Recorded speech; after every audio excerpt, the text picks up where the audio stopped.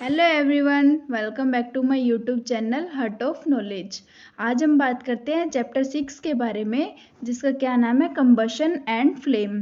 Combustion का मतलब क्या होता है? हिंदी में हम कंबशन को बोल सकते हैं जैसे जलना किसी भी सब्सटेंस का।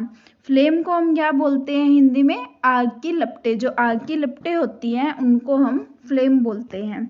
कंबशन क्या होता है? The burning of the substance in the oxygen, मतलब किसी भी सब्सटेंस की बर्निंग हो ऑक्सीजन या एयर की प्रेजेंस के अंदर, जिससे हीट और लाइट प्रोड्यूस होए, उसे हम क्या बोलते हैं? कंबशन बोलते हैं। सिंपल वर्ड्स में कंबशन को बर्निंग भी बोलते हैं। इस चैप्टर के अंदर हम केमिकल प्रोसेसेस देखेंगे कंबशन की, और साथ में जो फ्लेम प्रोड्यूस होती है उनके टाइप्स क्या होते हैं, इस प्रोसेस के ड्यूरिंग जो फ्लेम प्रोड्यूस होंगी उसके बारे में हम डिस्कस करेंगे। Now the topic is combustion. A chemical process in which a substance reacts with the oxygen to give heat and light is called combustion। एक ऐसा केमिकल प्रोसेस जिसमें सब्सटेंस रिएक्ट करता है ऑक्सीजन के साथ, हीट और light को produce करता है, उसे हम क्या बोलते हैं? कंबशन बोलते हैं। जो कंबशन होता है किसी भी सब्सटेंस का, उस टाइम पे जो लाइट प्रोड्यूस होती है उसको हम या तो फ्लेम बोलते हैं या उसको हम ग्लो बोलते हैं। जैसे एग्जांपल हमारे पास फिगर के अंदर शो भी कर रखा है, वुड का एग्जांपल है, या फिर हम बोल सकते हैं यहाँ पे वुड की जो बर्निंग हो रही है उससे जो लाइट प्रोड्यूस हो रही है वो क्या है? हमारी फ्लेम है। लेकिन जो जब चारकोल बर्न होता है उस टाइम पे जो लाइट प्रोड्यूस होती है वो ग्लो की फॉर्म में बर्न होता है। The substance which undergoes combustion is said to be combustible.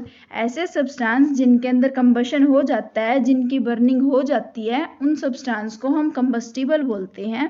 साथ में इनको फ्यूल भी बोल सकते हैं, क्योंकि फ्यूल हमारे वही होते हैं जिनसे हमें क्या मिलती है? लाइट मिलती है या हीट एनर्जी मिलती है। अब हम बात करते हैं कंबशन के एग्जाम्पल्स के बारे में, किस तरीके से कंबशन होते हैं। First one is combustion of magnesium. Magnesium हमारा एक मेटल है, इसका कंबशन होता है। If a magnesium ribbon is heated it starts burning. जब किसी भी मैग्नीशियम रिबन को हम हीट करते हैं वो बर्निंग स्टार्ट कर देता है, मतलब उसके अंदर कंबशन होना शुरू हो जाता है।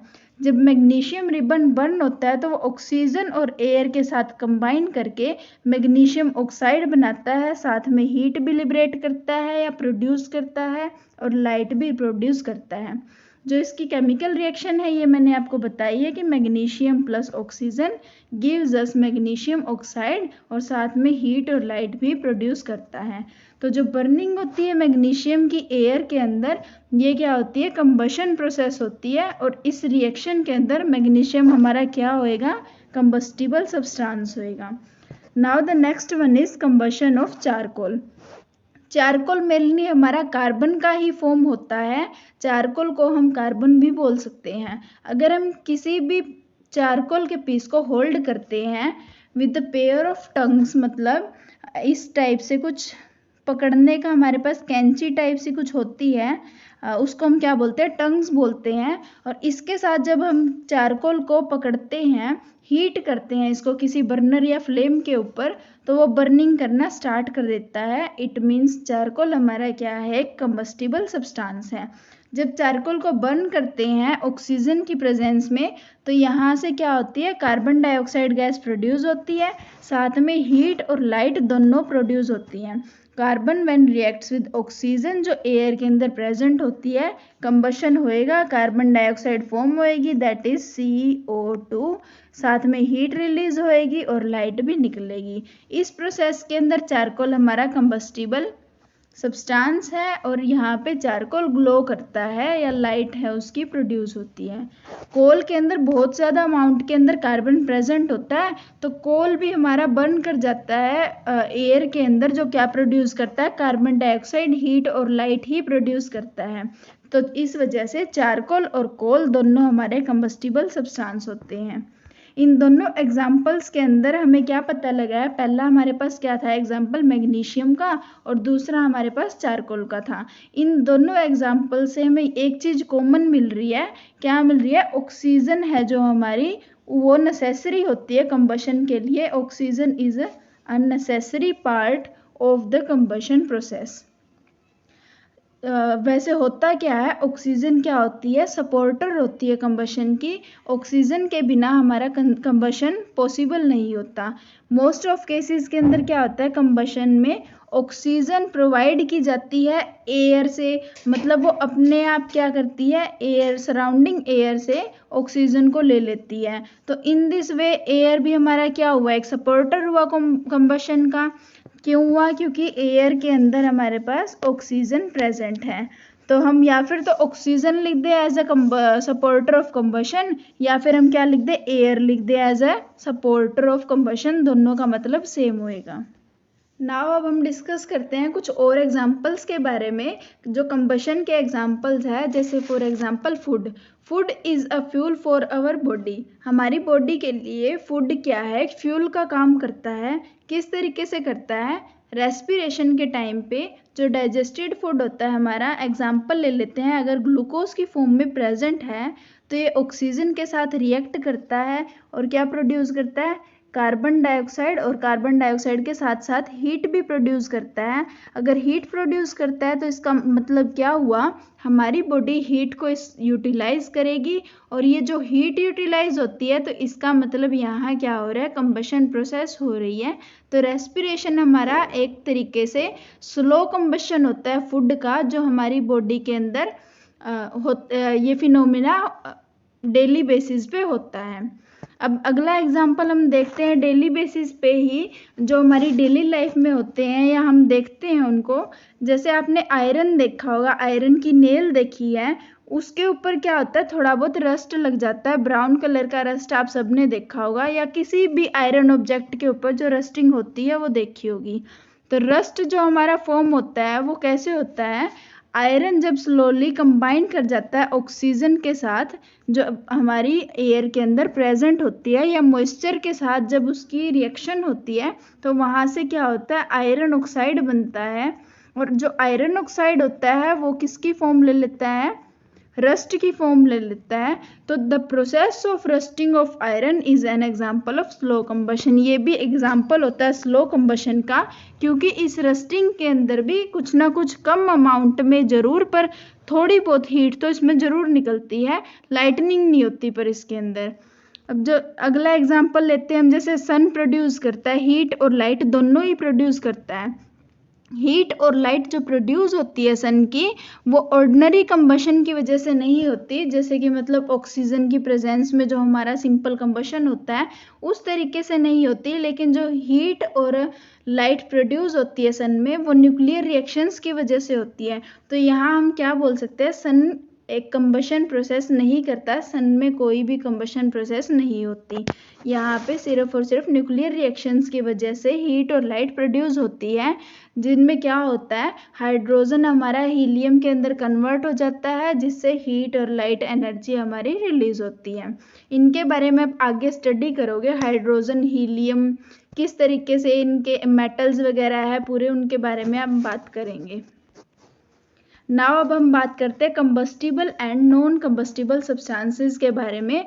जैसा आपने ऊपर भी देखा था, कंबस्टिबल सब्सटेंसेस क्या होते हैं, वो सब्सटेंसेस होते हैं जो बर्न कर सकते हैं, जो फायर को कैच कर सकते हैं, उनको हम कंबस्टिबल सब्सटेंस बोलते हैं। और ऐसे सब्सटेंस जिनके अंदर बर्निंग नहीं होती, जिनको हम बर्न नहीं कर सकते, उसको हम क्या बोलते हैं, नॉन कंबस्टिबल सब्सटेंस।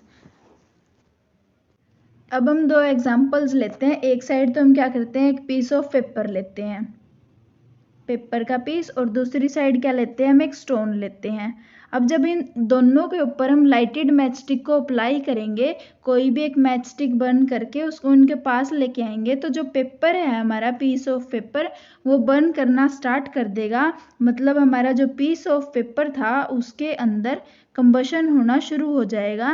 लेकिन जब हम स्टोन के पास कोई लाइटेड मैच स्टिक लेके जाते हैं तो यहाँ कंबशन प्रोसेस नहीं होती।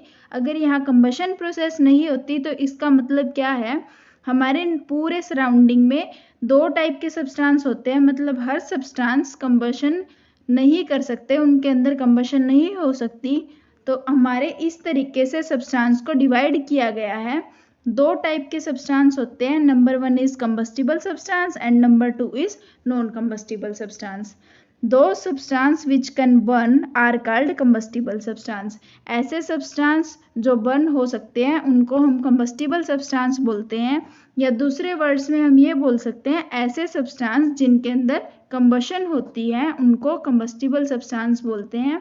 For example paper, cloth, straw, cooking gas, LPG जो घरों में यूज़ भी होती है, CNG, kerosene oil, wood, charcoal, coal, cow dung cakes, petrol, diesel, alcohol, matchstick, और एक एग्जाम्पल हमने पहले किया था दैट इज़ मैग्नीशियम रिबन। इस तरीके से बहुत सारे एग्जाम्पल हो सकते हैं कंबस्टिबल सब्सटेंस के, और कंबस्टिबल सब्सटेंस को हम फ्यूल भी बोलते हैं। अब कुछ ऐसे सब्सटेंस होते हैं जो बर्न नहीं करते, तो जो बर्न नहीं करते उनको हम क्या बोलते हैं, नॉन कंबस्टिबल सब्सटेंस बोलते हैं, या जिनमें कोई भी कंबशन नहीं होती उनको हम नॉन कंबस्टिबल सब्सटेंस बोलते हैं। जैसे एग्जांपल्स हैं नॉन कंबस्टिबल सब्सटेंस के, stone, glass, cement, brick, soil, sand, water, iron nail, copper object. इस तरीके से आपके आसपास बहुत सारे इस तरीके में सब्सटेंस मिलेंगे जिनके अंदर कंबशन नहीं होता। इस डिस्कशन से हमें क्या पता लगा, हमारे सराउंडिंग में जितने भी सब्सटेंस हैं वो कंबस्टिबल हैं या फिर वो नॉन कंबस्टिबल हैं। अब हम इनकी कंडीशंस के बारे में बात करेंगे कि किस तरीके से कंबशन होता है या उनके लिए क्या क्या कंडीशंस जरूरी होती हैं, तो उसके बारे में हम देखेंगे। कंडीशंस नेसेसरी फॉर कंबशन, अगर ये कंडीशन नहीं होंगी तो बर्निंग भी नहीं होएगी। तो 3 टाइप की हमारे पास कंडीशंस होती हैं जो क्या होती हैं, जरूरी होती हैं कंबशन के लिए। सबसे पहली तो कंबस्टिबल सब्सटेंस होना चाहिए। अगर हमारे पास नॉन कंबस्टिबल सब्सटेंस होएगा तो यहाँ पे बर्निंग नहीं होएगी। तो सबसे पहला तो हमारे पास कंडीशन यही है, कंबस्टिबल सब्सटेंस होना चाहिए। दूसरी कंडीशन हमने ऊपर पढ़ी थी, सपोर्टर होना चाहिए कंबशन का, और सपोर्टर को हम क्या बोल सकते हैं, या तो एयर बोल सकते हैं, एयर इज अ सपोर्टर, या हम क्या बोल सकते हैं, ऑक्सीजन बोल सकते हैं, oxygen is also supporter of combustion. तो 2 कंडीशंस हमारे पास हैं, पहली कंबस्टिबल सब्सटेंस, दूसरा सपोर्टर ऑफ कंबशन, और थर्ड वन क्या है, जो हीटिंग होएगी कंबस्टिबल सब्सटेंस की वो एक इग्निशियन टेम्परेचर पे होनी चाहिए। इग्निशियन टेम्परेचर एक ऐसा टेम्परेचर होता है जिसके मतलब इसके अंदर ये होता है कि कुछ एक ऐसी पर्टिकुलर अमाउंट ऑफ टेम्परेचर होती है जिसके अबव जाने पे ही बर्निंग स्टार्ट होती है, उससे पहले बर्निंग नहीं होएगी। तो इग्निशियन टेम्परेचर हमारा वो टेम्परेचर होता है। अब हम इन तीनों की एक एक करके अच्छे से डिस्कस करेंगे नेक्स्ट लेक्चर में। अगर आपको कोई भी डाउट होता है तो आप मुझे इस वीडियो के कमेंट सेक्शन में पूछ सकते हो। Thank you.